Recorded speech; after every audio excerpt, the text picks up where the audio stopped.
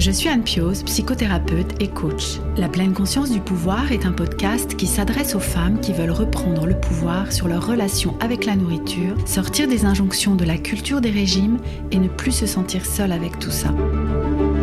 Dans ce podcast, je partage des outils, des réflexions. Je vous parle aussi de pleine conscience et d'introduire dans votre quotidien plus d'observation de votre propre fonctionnement. Je vous propose également des témoignages de femmes qui vivent ou ont vécu un trouble du comportement alimentaire ou une relation compliquée avec leur alimentation. Leurs témoignages vous permettront, je l'espère, de réaliser que nous sommes nombreuses à nous retrouver prises au piège de cette relation toxique. Je vous laisse avec l'épisode du jour. Bonjour à vous et bienvenue dans ce nouvel épisode de la pleine conscience du pouvoir. L'épisode 9, déjà, je me dis, oui, ça fait déjà 9 épisodes que nous discutons ensemble et ce 9e épisode, il arrive juste une semaine après le témoignage de Juliette que vous avez, je l'espère, découvert mardi dernier. Et je reste pour le moment sur ce rythme d'un épisode par semaine. À voir pour la suite. En fait, comme je vous l'expliquais il y a 15 jours, je me mets pas de pression. J'ai vraiment envie de vous proposer au moins 2 épisodes par mois, peut-être parfois plus, comme actuellement, et parfois sans doute moins, à voir. Depuis quelque temps, en fait, je cherche vraiment à faire les choses parce que cela me fait plaisir. Que ce soit pour ce qui concerne mes contenus gratuits, comme ce podcast, ou les challenges que je vous propose, comme celui de cette semaine qui a lieu dans le groupe privé Facebook. C'est justement depuis hier, et ce jusqu'à vendredi. Et le thème cette fois-ci, c'est « Je prends soin de moi ». C'est un super thème.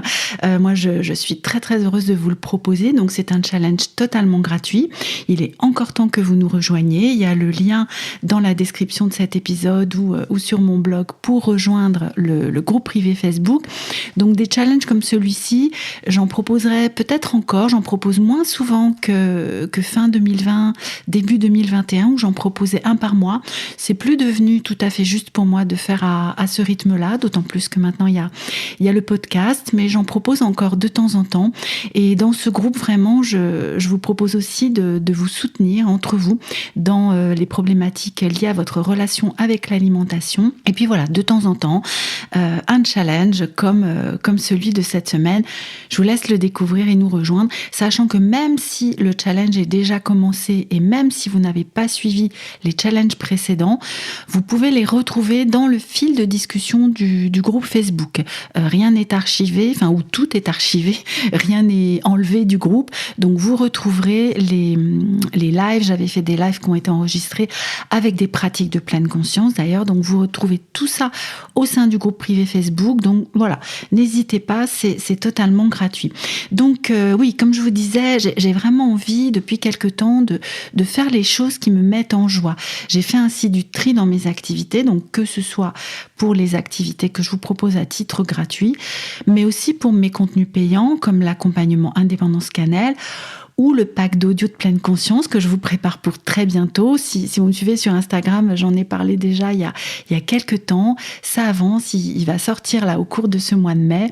Donc patience, il arrive. Donc voilà, et si un jour ou l'autre je ressens plus de plaisir à vous proposer ce que je fais actuellement, en fait je ferai autre chose. C'est aussi simple que ça. Donc, aujourd'hui, dans la continuité du témoignage de Juliette la semaine dernière, qui nous a parlé de la culture du régime, je vous propose un épisode sur justement les régimes et leurs conséquences. Avant d'entrer dans le vif du sujet, je voulais vous remercier pour les commentaires que vous me laissez à propos du podcast, que ce soit sur le blog, en message privé, par mail ou sur Apple Podcast. Et voici celui que j'ai reçu de la part de Chris et Sandy sur Apple Podcast. Merci Anne de ces moments où je peux me poser et écouter ces femmes battantes et résilientes, ainsi que tes explications qui donnent du sens à beaucoup de ressentis. Merci 1000 fois Chris et Sandy pour cet avis qui résume bien mon intention avec ce podcast. Et bravo pour ce temps pris pour prendre soin de toi en te consacrant un moment d'apprentissage et de réflexion sur tes émotions en écoutant les épisodes de la pleine conscience du pouvoir. Vraiment, je serais ravie de lire votre avis une fois prochaine.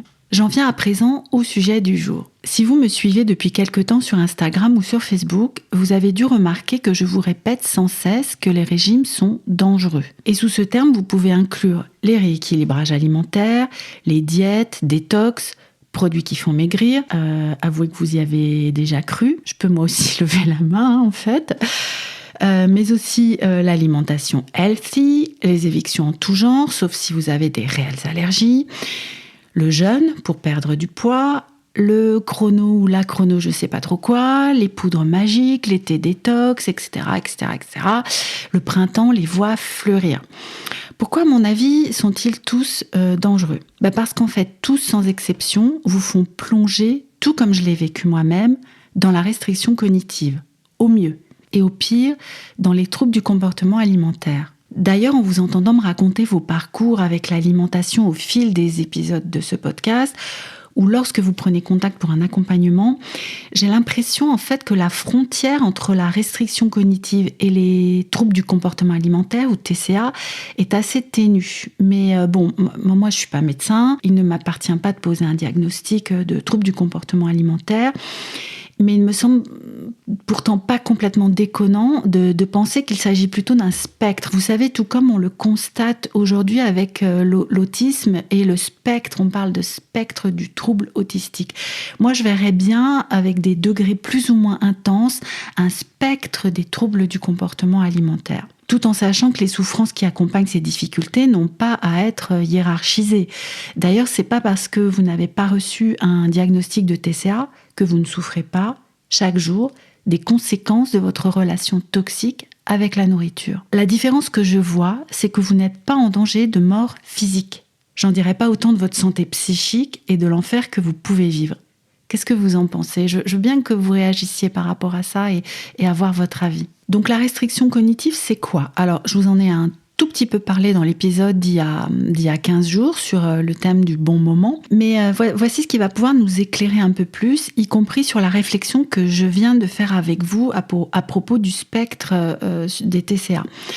Gérard Apfeldorfer et Jean-Philippe Zermati, alors ce sont deux médecins nutritionnistes et psychiatres qui travaillent beaucoup sur la question de l'obésité et du surpoids, et en particulier dans un groupe de recherche qui s'appelle le GROS, qui est le groupe de recherche sur l'obésité et le surpoids. Et dans le compte-rendu des 6e rencontres du GROS, j'ai trouvé cette définition, donc ça date de novembre 2008.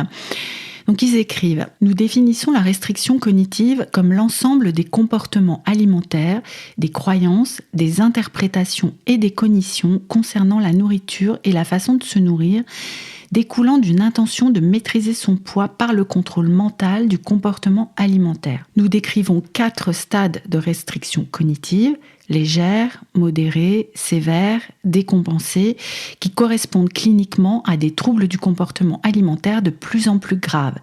Les stades mineurs comme les stades majeurs sont accessibles à un traitement. » Ouf, hein, on peut s'en sortir, hein, ils nous disent quel que soit le stade auquel nous sommes. Et ce traitement allie à la fois une déconstruction des croyances sur l'alimentation, en faisant par exemple des expériences pour dédiaboliser les aliments interdits, en les mangeant en pleine conscience par exemple, ça c'est moi qui l'ajoute, d'exercices pour retrouver ces sensations de faim et de satiété, sans oublier un travail sur le climat émotionnel général. Ce climat qui pousse à manger nos émotions parce que nous n'avons pas appris à les vivre. D'ailleurs, entre parenthèses, c'est exactement ce que nous faisons dans l'accompagnement Indépendance Cannelle. J'ajouterais aussi que ce travail nécessite de se pencher sur toutes les croyances identitaires que vous pouvez avoir, à la fois sur vous-même, mais aussi sur l'apparence physique, l'image corporelle, la féminité ou la masculinité, et bien d'autres encore. Mais comment et pourquoi le fait de faire un régime nous conduit à la restriction cognitive ? En fait, c'est très simple, c'est parce qu'il pose des interdits. Et les interdits créent de la frustration, d'autant plus lorsqu'ils viennent de l'extérieur. Parce qu'en fait, je vois une énorme différence entre une limite que nous nous posons nous-mêmes, en plein accord avec nos valeurs et nos objectifs, et un interdit dicté par l'extérieur. Je peux par exemple faire le choix de manger le moins possible de produits transformés parce que ma valeur santé est importante et que je sais qu'en trop grande quantité, les additifs en tout genre peuvent être néfastes pour moi. Ça peut aussi être lié à ma valeur autour de l'écologie, par exemple, qui me fait préférer les aliments bruts. Autre exemple, je peux décider de marcher au moins 6000 pas chaque jour parce que mon corps est précieux et que j'ai à cœur qu'il reste mobile le plus longtemps possible, qu'il m'amène le plus loin possible en étant dans cette mobilité et pas dans quelque chose d'invalidant. Et je vais faire ça pas juste parce que je m'imagine que c'est une solution pour perdre du poids. Ici, plutôt que des interdits, il s'agit de lignes de conduite. Et ça me rappelle l'échange que nous avions eu dans l'épisode 2 du podcast avec Colette. Si vous ne l'avez pas encore écouté, n'hésitez pas à découvrir d'ailleurs le magnifique parcours de réconciliation de Colette. Et c'est elle qui avait employé ce terme de ligne de conduite que je trouve vraiment très très pertinent. Mais revenons à nos moutons, ou plutôt à nos interdits. Donc, ils vont créer la frustration. Et alors, c'est pleinement votre enfant de 3 ans qui va se réveiller. Parce que, comme nous l'avons déjà vu, c'est une émotion avec laquelle beaucoup d'entre nous ont du mal, surtout à long terme. Je ne dois pas, ça va prendre toute la place dans nos pensées parce que notre esprit fait difficilement avec le ne pas. Il préfère de loin les faits. Souvenez-vous du fonctionnement de la volonté. Je vous en ai longuement parlé dans l'épisode 5 sur ce thème, avec le pouvoir de faire et celui de ne pas faire. Ça me rappelle cette expérience proposée par le docteur Russ Harris dans son livre, que j'adore d'ailleurs, entre parenthèses, qui s'appelle « Le piège du bonheur ». Il nous propose pendant quelques temps, je crois que c'est pendant la lecture d'un paragraphe, de ne pas penser à une crème glacée, à votre parfum préféré de crème glacée. Je suis prête à parier que vous n'allez pas y arriver. Pourquoi ? Parce que nous ne pouvons pas nous arrêter de penser. Imaginez bien, nous avons, il me semble me souvenir avoir lu ça quelque part, entre 60 et 80 000 pensées par jour. Nous pouvons apprendre à les observer, c'est ce que nous faisons avec la pleine conscience, mais nous ne pouvons pas empêcher qu'elles se présentent à notre esprit. Du coup, si je vous dis, pendant tout le temps de ton régime, rééquilibrage, diète, détox, vous avez compris, tu ne dois pas manger de glace, on en revient toujours à la glace, ou tu ne peux en manger qu'une fois par semaine, qu'une fois par mois, qu'une fois par an, pendant X temps ou pendant tout le reste de ta vie. Alors que vous adorez les glaces, entre nous. Bien sûr, si vous n'aimez pas ça, ça va être facile, mais mettez l'aliment que vous préférez et qui est potentiellement interdit. Et surtout donc que vous adorez les glaces, vous savez, surtout les bien crémeuses là avec les noix de pécan ou les pépites de chocolat, vous voyez, j'imagine que vous avez l'image de la célèbre marque de glace et que votre faim des yeux est bien réveillée là tout de suite. Qu'est-ce qui risque de se passer à votre avis ? Et si ces interdits portent sur tout un tas de trucs, tout un tas d'aliments, qu'est-ce qui va se passer ? Et s'il n'y a pas d'interdit mais des limitations ? Qu'est-ce qui va se passer à votre avis ? Eh bien, c'est exactement la même chose. Vous y penserez sans cesse. Vous en aurez de plus en plus envie. Et lorsque vous craquerez, vous en mangerez en grande quantité parce que vous imaginez devoir à nouveau vous en passer ensuite. Des aliments seront devenus le diable, comme ces fameuses glaces, ou encore les chips, les croissants, les biscuits, ou je vous laisse faire votre propre liste. Et quand vous vous permettrez, entre guillemets, d'en manger, le corollaire de la frustration arrivera à grands pas, et c'est quoi ? La culpabilité. D'autres aliments seront devenus les bons, entre guillemets, toujours, les bons aliments. Ceux que vous pouvez manger sans problème et dans la quantité que vous souhaitez. Vous savez, les fameux aliments 0 point dans un célèbre régime que j'imagine toutes et tous vous avez peut-être essayé. Et cette quantité, là aussi, ce sont vos pensées qui vont les décider, pas vos sensations corporelles, puisque de toute façon, vous les ignorez depuis le début de cette expérience de restriction. On peut avoir trop mangé des haricots verts, il n'y a pas que les chips ou la crème glacée qu'on peut manger en trop grande quantité. Du coup, vous serez prise ou pris au piège de cette restriction cognitive. Vous aurez intégré, internalisé ces règles à tout jamais si vous ne faites rien pour les déconstruire. Alors peut-être que vous aurez perdu du poids à force de frustration et d'interdit, mais vous aurez surtout perdu vos propres sensations de faim et de satiété parce que vous aurez dû lutter contre. Soit vous aurez mangé quand vous n'avez pas faim ou plus faim parce que par exemple il faut faire 3 repas par jour et une collation, il faut manger telle quantité. Et du coup, ça vous coupe des vraies sensations physiques de votre corps. Ou alors, vous aurez dû les taire la sensation de faim, parce que ça peut être le contraire. Il faut pas manger de collation, il faut pas manger entre les repas, il faut pas, etc., etc. Vous aurez aussi perdu cette capacité que vous aviez avant tout ça, et dont nous avions parlé dans l'épisode 1 sur les 5 raisons qui font que nous mangeons, de savoir quoi et quand manger. Cette capacité à aller vers les aliments dont vous avez besoin au moment où vous en avez besoin. Ce truc que tous nous savons faire quand nous naissons, comme nous sommes petits enfants. Mais à mon avis, le plus difficile à vivre ensuite au quotidien, c'est cette place que tout cela va prendre dans votre espace mental et émotionnel. Toutes les pensées qui vont guider vos comportements en passant par les émotions qu'elles déclenchent. Tiens, il y a de la pizza ce midi à la cantine, j'adore la pizza, mais je ne dois pas en manger si je veux perdre ce poids avant l'été. Bon allez, je prends une salade. Et un fruit parce que même si cette tarte au citron me fait de l'œil, c'est pas vraiment le moment d'en manger. Oh, il y a mes barres préférées dans la machine à friandises. Non, je ne dois pas en manger en ce moment. Qu'est-ce qui va se passer au fil de la journée et au fil des interdits? Quand vous allez rentrer chez vous le soir, souvenez-vous du réservoir de choix qui se vide, toutes ces frustrations accumulées au fil de la journée ne seront plus vivables. Et ce paquet de biscuits ou ce paquet de chips, vous finirez par le manger en entier parce que vous n'êtes pas prête d'en manger de nouveau. C'est ce qu'on disait tout à l'heure. Il faut pas. Donc là, tant pis, je craque, je le mange, mais je le mange en entier parce que avant, je sais pas quand je pourrais pas en manger. Et vous vous direz que le lendemain, vous aurez plus de force, plus de courage pour tenir face à toutes ces frustrations. Vous trouvez que c'est une vie, ça ? Et en plus à long terme, parce que si vous écoutez ce podcast, peut-être que vous avez déjà fait de nombreux régimes. Et la mauvaise nouvelle, c'est que si vous en avez fait plusieurs, voire des dizaines, c'est bien la preuve que ça ne fonctionne pas. Existe-t-il un traitement au monde qui fonctionne aussi mal et que cependant on continue à prescrire ? Et puis on continue à y croire. Qu'est-ce qui fait que pour certaines d'entre nous, chaque année, nous y croyons encore ? Aujourd'hui, j'arrive plus à comprendre ça en fait. Et je vous avoue que ça me met même en colère parce que je vois les dégâts de tout ça. Et j'ai l'impression, mais peut-être est-ce à cause de mon biais de confirmation, que c'est de pire en pire. Que de plus en plus de femmes souffrent de cette restriction cognitive et de ces pensées incessantes au sujet de la façon dont elles doivent s'alimenter ou faire de l'exercice. Qu'elles aient du poids à perdre ou pas d'ailleurs. Pensez-vous vraiment, comme il nous est indiqué à la fin d'un régime et de sa stabilisation, si vous arrivez jusqu'à cette étape, que vous devrez faire attention jusqu'à la fin de votre vie pour maintenir votre poids ?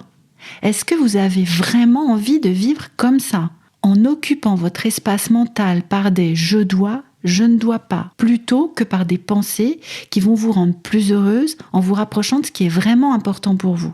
Je vous assure qu'il est possible de faire autrement et de dire stop à tout ça. Et ça n'a rien à voir avec se laisser aller ou lâcher les chiens. Ça a à voir avec le bon sens et avec la pleine conscience que vous pouvez remettre dans votre alimentation pour retrouver des sensations de faim et de satiété claires et redevenir une mangeuse instinctive qui ne se prend plus la tête. C'est entre autres ce que nous faisons avec Indépendance Cannelle. Me voici au terme de cet épisode et de ce que je voulais partager avec vous aujourd'hui. Il y aurait encore beaucoup à dire sur ce sujet et c'est parfois difficile de m'arrêter là-dessus. Je vous laisse donc, espérant que cet épisode vous a plu et comme à chaque fois, je serai très heureuse de lire ce que vous en avez pensé. Vous trouverez la retranscription de cet épisode comme de tous les autres épisodes sur mon blog, mais peut-être est-ce déjà là que vous m'écoutez. Et je suis très reconnaissante à Cathy, qui est la jeune femme qui fait ce travail merveilleux de mettre par écrit tous ces contenus, vous permettant de choisir de m'entendre ou de nous lire. À très bientôt dans un prochain épisode de La Pleine Conscience du Pouvoir.